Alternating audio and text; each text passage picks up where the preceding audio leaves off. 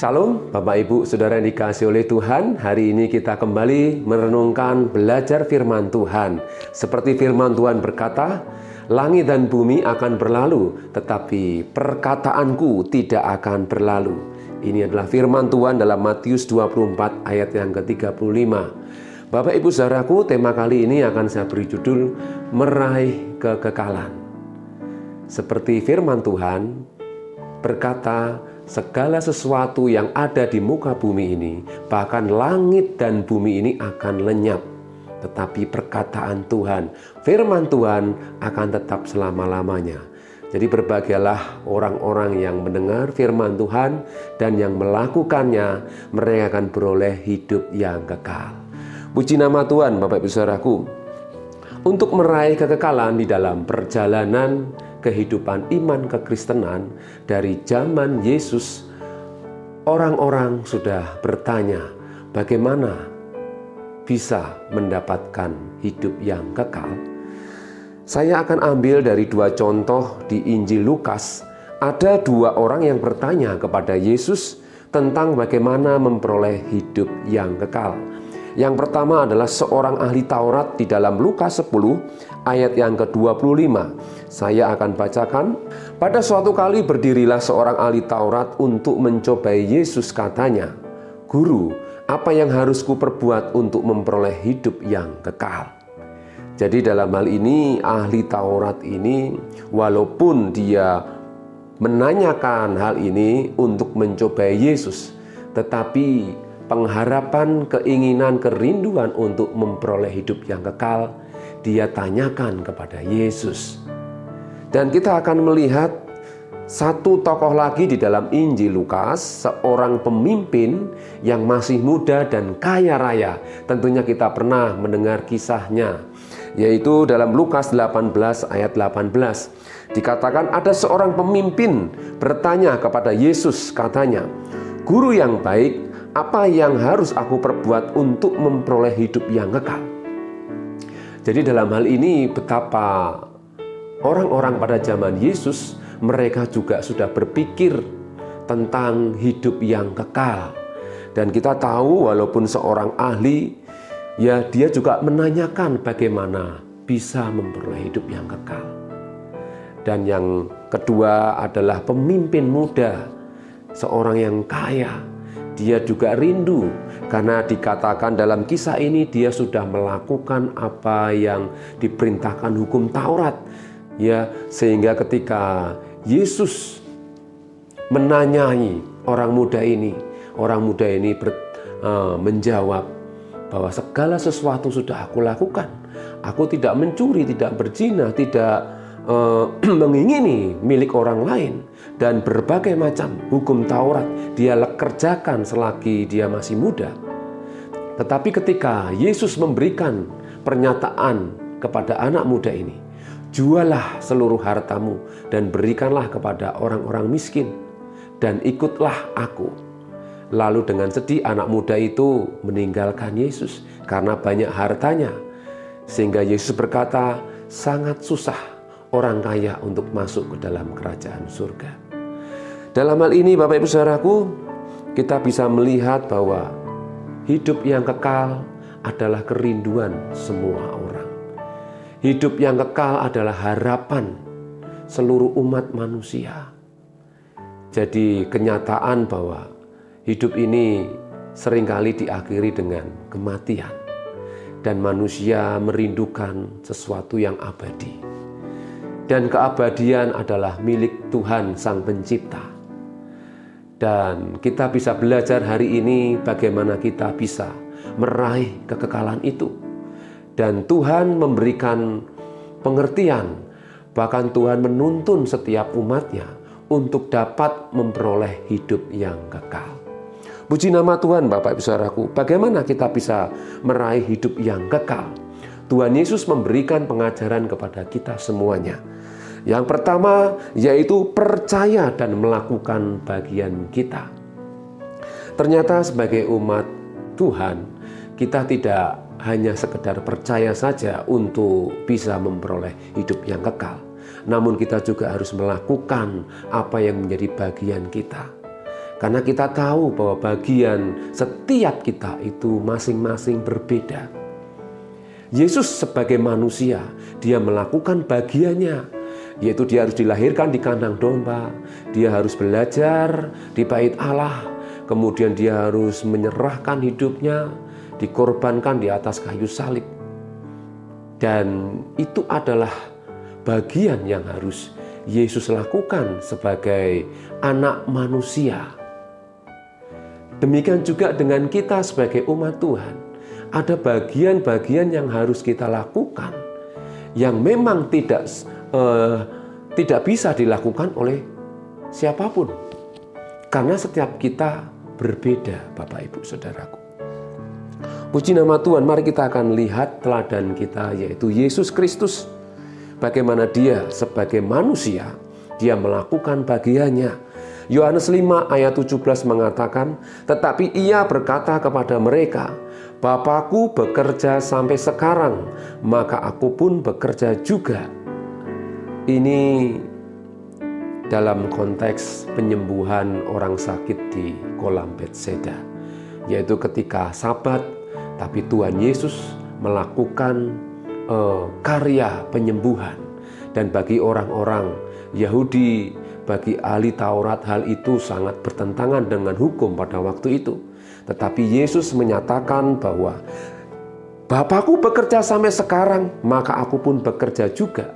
Ini menunjukkan bukan berarti Yesus ingin melanggar hukum Taurat, tapi dia melakukan bagiannya, yaitu melakukan karya yang Bapa mandatkan, yang Bapa perintahkan kepada Yesus sebagai manusia.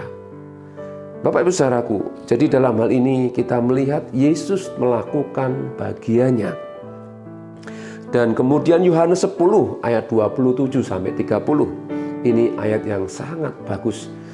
Domba-dombaku mendengarkan suaraku, dan aku mengenal mereka dan mereka mengikut aku. Dalam hal ini Yesus dia menyampaikan kepada murid-muridnya bahwa domba-dombaku mendengarkan suaraku dan aku mengenal mereka dan mereka mengikut aku. Jadi ada satu hubungan, ada satu relasi antara Yesus dengan umatnya, antara Tuhan dengan umatnya. Ayat 28, dan aku memberikan hidup yang kekal kepada mereka dan mereka pasti tidak akan binasa sampai selama-lamanya, dan seorang pun tidak akan merebut mereka dari tanganku. Jadi ada satu hubungan antara Tuhan sebagai gembala dengan kita sebagai umatnya, domba-dombanya. Tidak hanya sekedar mendengar, tetapi mereka sungguh-sungguh mengenal dan melakukan apa yang Tuhan sampaikan. Bapak Ibu Saudaraku, ayat 29 mengatakan, Bapakku yang memberikan mereka kepadaku lebih besar daripada siapapun, dan seorang pun tidak dapat merebut mereka dari tangan Bapa. Ayat 30, aku dan Bapa adalah satu. Luar biasa. Sekali lagi di sini ada satu hubungan yang selalu sinkron antara Yesus dengan Bapa. Manusia Yesus dengan Bapa. Hal ini mengajarkan kepada kita bahwa kita sebagai umat Tuhan yang dipilih dan yang dipanggil oleh Tuhan untuk kita memiliki hubungan yang selalu sinkron, selalu ada. Jadi untuk memperoleh hidup yang kekal, meraih kekekalan, kita harus memiliki hubungan yang selalu ada, selalu sinkron, ya. Hubungan yang manis dengan Tuhan. Dan ini harus diperjuangkan, Bapak Ibu Saudaraku. Memiliki hubungan yang manis dengan Tuhan itu harus selalu ada dalam setiap kehidupan kita. Hal ini mengajarkan kepada kita untuk kita selalu berkomunikasi dengan Tuhan.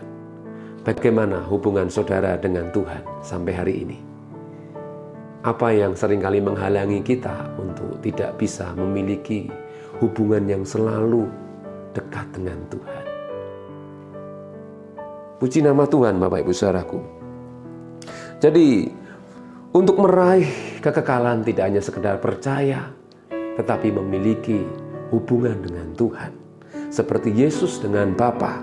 Yohanes 12 ayat 44 mengatakan, tetapi Yesus berseru katanya, barang siapa percaya kepadaku, ia bukan percaya kepadaku, tetapi kepada Dia yang telah mengutus aku. Ini ungkapan Yesus kepada murid-muridnya dan kepada orang-orang yang mendengarkan Dia. Jadi jelas, barang siapa percaya kepadaku, ia bukan percaya kepadaku, tetapi kepada Dia yang telah mengutus aku. Ini menunjukkan kepada murid-murid, kepada orang-orang yang ada pada waktu itu, bahwa Yesus menyampaikan apa adanya. Dia membukakan dirinya, bahwa apa yang disampaikan, apa yang diucapkan, itu adalah berasal dari Bapa, bukan dari dirinya sendiri. Dan hal ini yang seringkali menjadi kendala bagi orang-orang yang belum percaya kepada Yesus. Karena mereka masih melihat Yesus sebagai manusia. Tetapi bagi kita yang percaya bahwa Yesus adalah Tuhan, ini adalah dasar bahwa hubungan antara Yesus dengan Bapa itu selalu seiring sejalan. Jadi apapun yang Yesus kerjakan, itu adalah karena yang Bapa mau. Jadi dalam ini kita bisa belajar bagaimana hidup kita ini menghidupi apa yang menjadi kehendak Tuhan.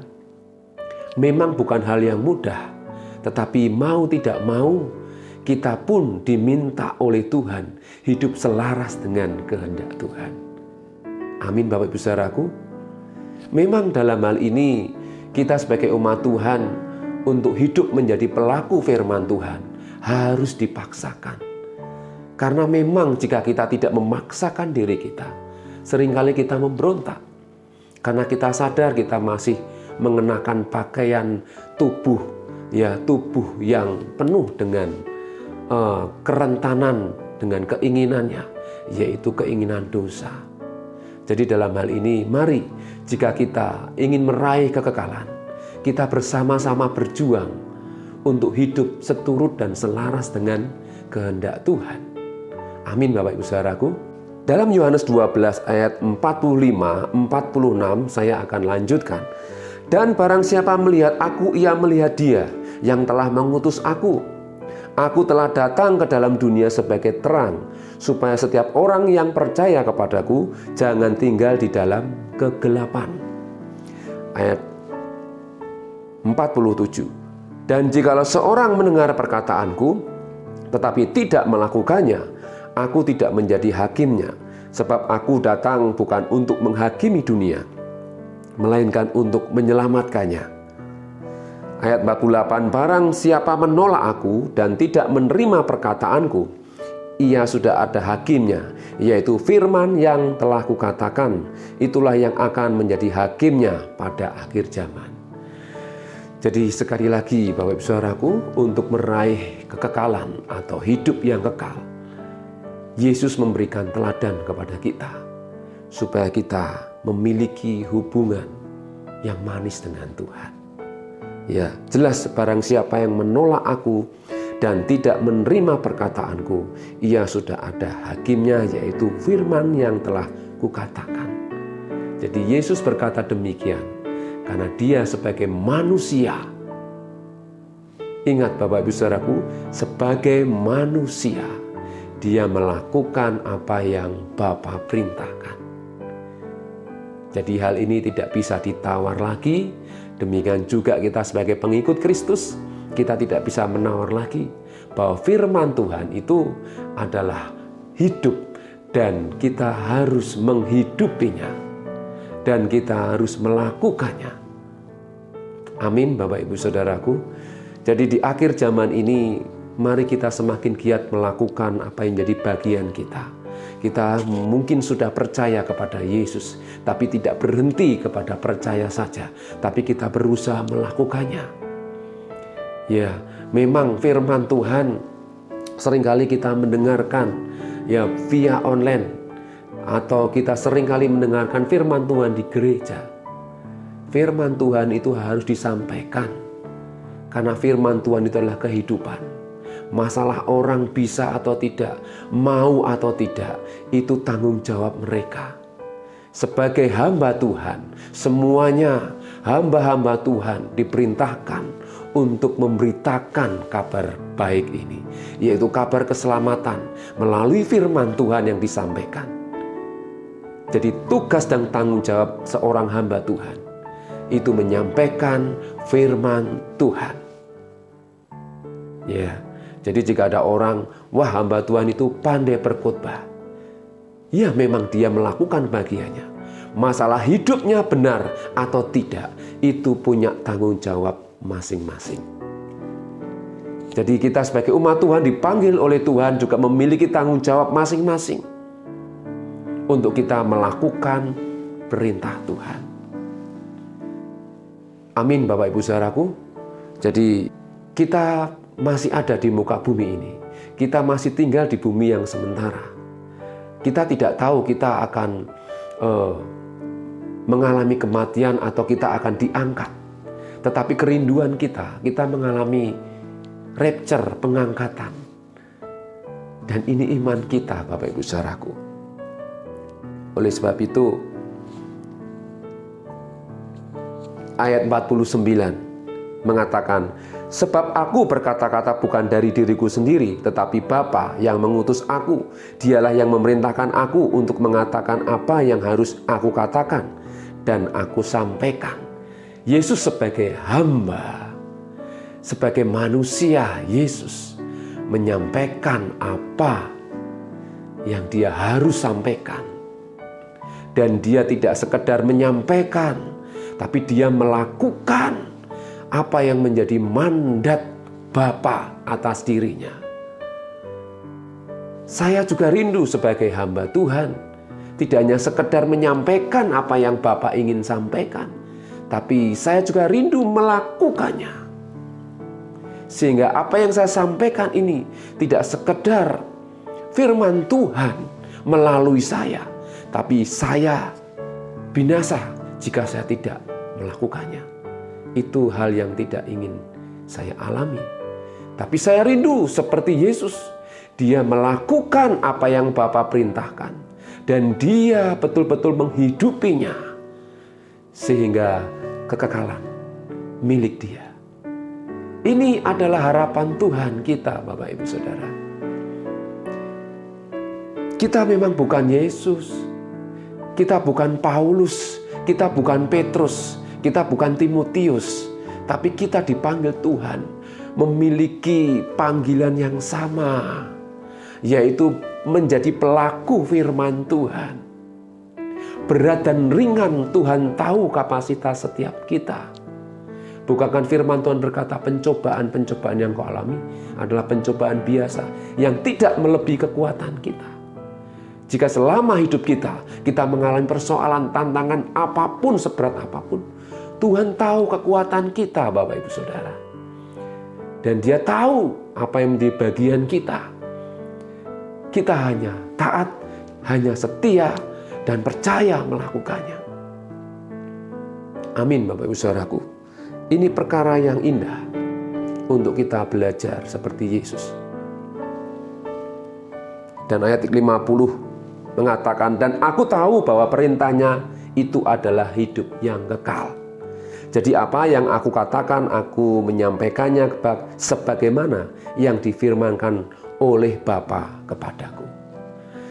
Jadi jelas sekali Bapak Saudaraku, untuk meraih kekekalan, meraih hidup yang kekal, kita perlu percaya dan melakukan bagian kita.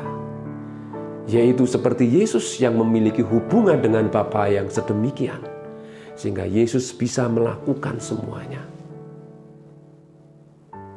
Mari kita sebagai umat Tuhan dipanggil untuk menjadi pelaku-pelaku firman Tuhan. Jika Paulus memiliki semboyan, karena bagiku hidup adalah Kristus dan mati adalah keuntungan. Tetapi jika aku harus hidup di dunia ini, itu berarti bagiku bekerja memberi buah. Buah apa bahasa aku?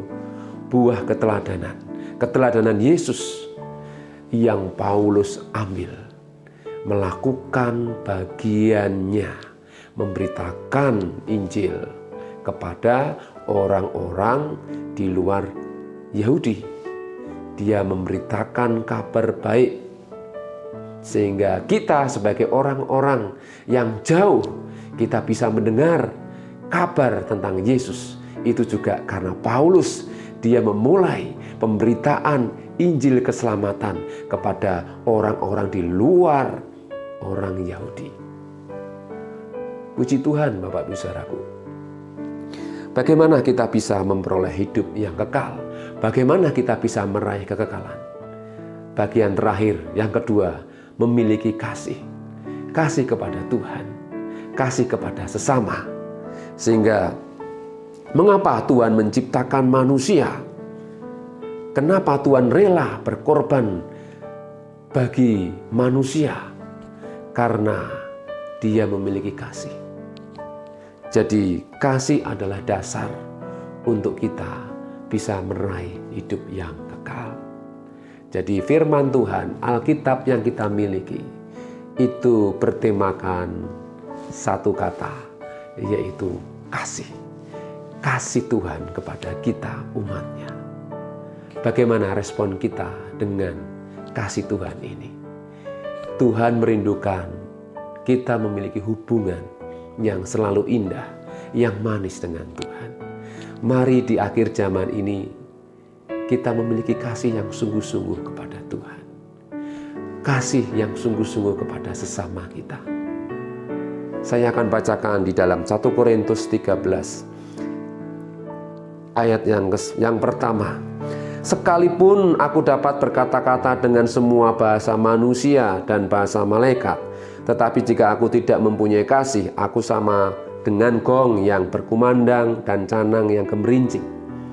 Sekalipun aku mempunyai karunia untuk bernubuat dan aku mengetahui segala rahasia dan memiliki seluruh pengetahuan, dan sekalipun aku memiliki iman yang sempurna untuk memindahkan gunung, tetapi jika aku tidak mempunyai kasih, aku sama sekali tidak berguna. Dan sekalipun aku membagi-bagikan segala sesuatu yang ada padaku, bahkan menyerahkan tubuhku untuk dibakar, tetapi jika aku tidak mempunyai kasih, sedikit pun tidak ada faedahnya bagiku. Kasih itu sabar, kasih itu murah hati. Ia tidak cemburu, ia tidak memegahkan diri dan tidak sombong. Ia tidak melakukan yang tidak sopan dan tidak mencari keuntungan diri sendiri. Ia tidak pemarah dan tidak menyimpan kesalahan orang lain. Ia tidak bersukacita karena ketidakadilan, tetapi karena kebenaran.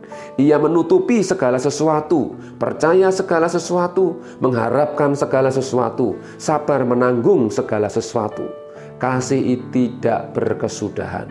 Nubuat akan berakhir, bahasa roh akan berhenti, pengetahuan akan lenyap, sebab pengetahuan kita tidak lengkap dan nubuat kita tidak sempurna. Ini berbicara tentang kasih. Tuhan mengasihi kita. Dia sangat peduli atas hidup kita. Jadi jika hari ini kita masih ada, Tuhan masih berikan kesempatan buat kita untuk meraih hidup yang kekal. Amin Bapak Saudaraku, karena Tuhan sudah mengampuni dan tidak berhenti sampai mengampuni, tapi Tuhan akan menyertai kita. Mari kita bergairah dalam hidup ini, karena penyertaan Tuhan itu sempurna. Dan kita terus percaya, melakukan bagian kita.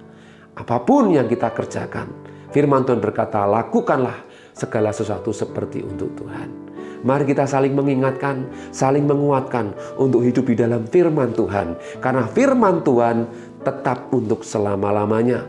Dan berbahagialah mereka yang melakukannya, karena mereka akan beroleh hidup yang kekal. Amin Bapak Ibu Saudaraku, ini kita lakukan dengan iman. Hari ini kita memang belum melihat hidup yang kekal itu. Hari ini kita memang belum merasakan hidup yang kekal itu. Tetapi mulai hari ini kita bisa merasakan penyertaan Tuhan yang menuntun kita kepada hidup yang kekal. Ketika kita menjadi pelaku-pelaku firman Tuhan. Amin saudaraku.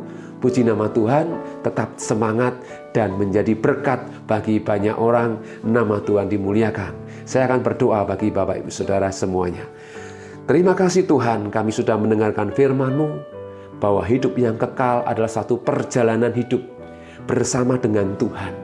Dan kami percaya ketika kami hidup bersama dengan Tuhan, memiliki hubungan yang indah, yang manis dengan Tuhan, melalui firman-Mu, kami percaya Engkau tidak pernah meninggalkan kami. Terima kasih Tuhan, terima kasih. Berkati kami semua yang mendengarkan firman-Mu. Kuduskan kami dengan firman-Mu. Ampuni jika kami ada kesalahan. Ada segala dosa-dosa yang merintangi untuk kami tidak bisa memiliki hubungan yang manis dengan Tuhan. Terpujilah nama-Mu Bapa. Berkati kami semuanya dengan damai sejahtera. Kuat dan teguhkan iman kami untuk kami menjadi pelaku-pelaku firman Tuhan. Terpujilah nama-Mu Bapa. Berkati kami dengan damai sejahtera. Mulai hari ini sampai Tuhan datang kedua kali. Dan kami yang percaya berkata, amin. Tuhan Yesus.